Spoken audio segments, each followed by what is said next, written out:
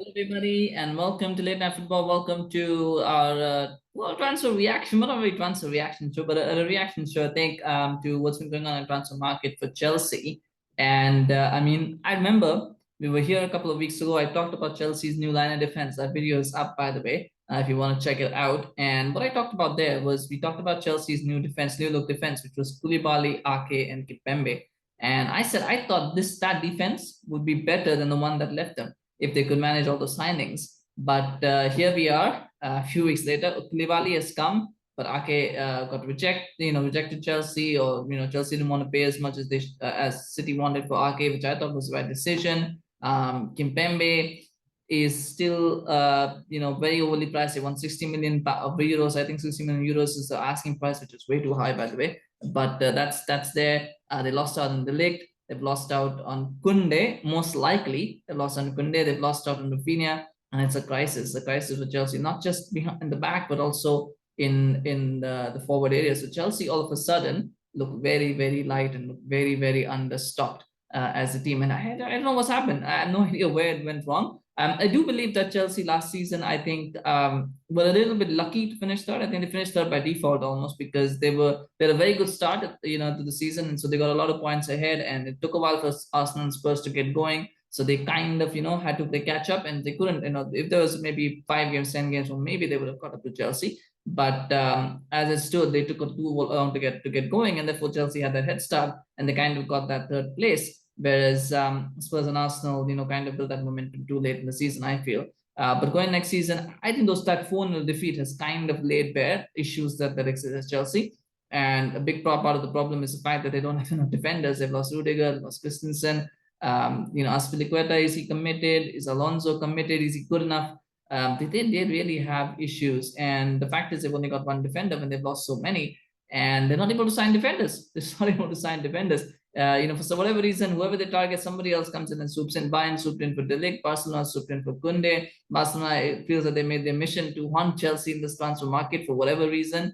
I don't know what's going on there, but it's troubling. It's troubling as a Chelsea fan, and I think that 4-0 defeat, even though it's only pre-season, sometimes defeats can say a lot more than wins can in pre-season. I think one of the big issues, one of the key issues, is the lack of personnel, the lack of good quality personnel. Is Levi Colwill ready? Is Ethan Ampadu ready? Is Trevor Chalobah ready for that sort of expanded role in the side?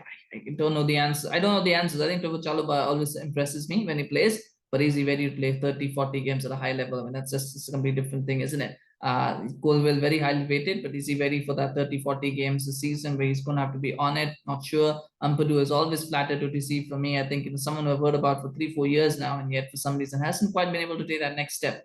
Is this a season where he can? We'll have to wait and see. And Tuchel came out and he said that in his interview as well. He talked about all the issues there, the fact that a lot of players have left the club, the fact that they've had to deal with a lot of transitions. And I said this at the when we did the interview, the show about Roman Abramovic. I said the good thing for Chelsea at that point was the fact that they still have the structures, the foundations based. Those are the most important things. And the problem now is that they've broken those structures. Marina has left, Buck has left. They've got a whole new sort of crew that's going to come in, and a lot of them don't have that experience. And Boehly doesn't have experience of football negotiations. It's a completely different thing to North American style negotiations where it's player trades. This is completely different. He's in a whole new world without much experience. It is going to be tough for him. It's going to be tough for the team as well to kind of cope with that. And they probably are going to lose out a lot this summer on a lot of things. And I don't think the worst is over yet for this summer. But that's just something they're going to have to work with and try to find a way around. But that's what I'm talking about. The most important thing is not the coach. A lot of people think you hire a good coach and everything gets solved. That's not how it works in football. In football, hiring a coach is just one small piece of the puzzle. You got to have a good coach. You got to have a good coach, a good manager. You got to have that.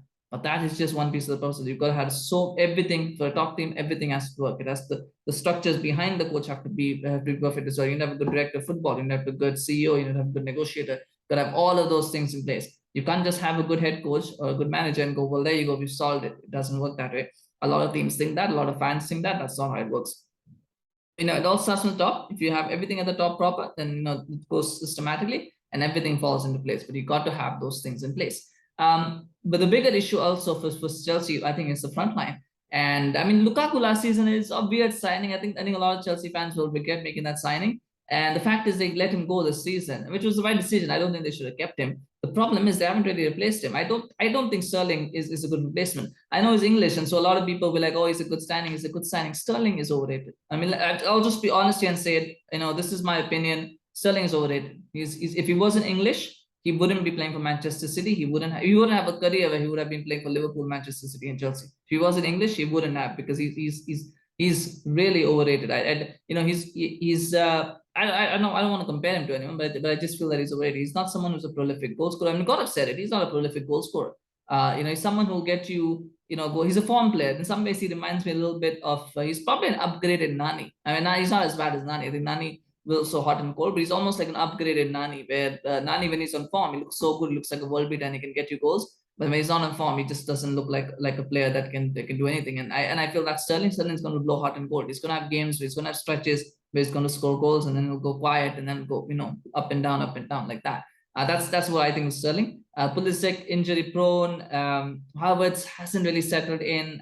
Werner hasn't really settled in. It's something about German players at Chelsea, and they just don't seem to settle in easily. And then you've of course got Mount, who unfortunately he's playing as a winger, but he's not really a winger. He's not meant to play there, but he plays there because he's probably the best player that they can have, most reliable player at least, who can play there. So they are light in forward areas. They don't have a goal scorer. You can't, as Real Madrid showed yesterday as well, you can't play without a proper target man or a proper focal point. You need someone. You don't need a goal poacher, but you need someone who's going to be your focal point, your target point of the attack, and they don't have that at the moment. And I don't know who's going to be. Well, the answer is all the attainable targets. As I said, even by Manchester United, all the attainable targets are going. So you're left with players who are unproven gambles. And do you want to take one of those right now? That's a question to ask.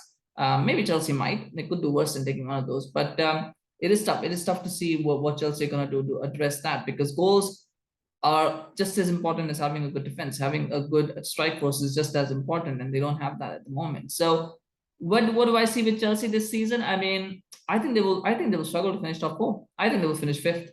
They could have, they might finish sixth if West Ham get their act together. If Newcastle maybe get a few. I think Newcastle is still a bit light in certain areas. I thought they would do more business this season, to be honest. But if Newcastle and West Ham can get their act together, maybe, and they could finish sixth this season. I don't see Leicester being that much of a challenge, to be honest. Maybe Aston Villa. You know what? Keep an eye on Aston Villa. Aston Villa might surprise a few people as well. Actually, you know what? You're right. Aston Villa might surprise a few people. And now that I think about it, so there's competition there. If one of those teams can kind of get a little bit better, they can challenge Chelsea for that. They could push Chelsea to sixth, maybe. But I still think Chelsea will finish fifth. I think that's where they'll finish. They're going to struggle to finish top four. I mean, we're going to see some previews later anyway. But as of now, it looks tough for them. In terms of transfers, I think they've got to look at trying to get a centre half, and preferably someone who's not targeted by Barcelona. I think they've got to basically just find out who's not being targeted by Barcelona. There's still a few decent additions that could be available, but I don't think they can go into the season with Colwill and Chalobah and Ampadu as their centre-back options. I think they need someone who's a little bit more proven. Doesn't necessarily have to be a world star, but they need someone who's a bit more proven to go into that first team. Even if it is just to kind of give the youngsters a chance to be rotated as opposed to being thrust in the limelight. They need somebody. I don't know who that person is going to be, but they need someone. So let me know in the comment section. What do you think? Do you think Chelsea are in trouble? Do you think this is just a phase? Do you think that they can resolve this quickly? Who do you think are the centre back options that Chelsea can target? Who do you think are the forward options that Chelsea can target now? That's a question, isn't it? Where do you think Chelsea will finish? Let me know in the comment section. Of course, I always love to hear that. Please remember to like this video if you enjoyed it.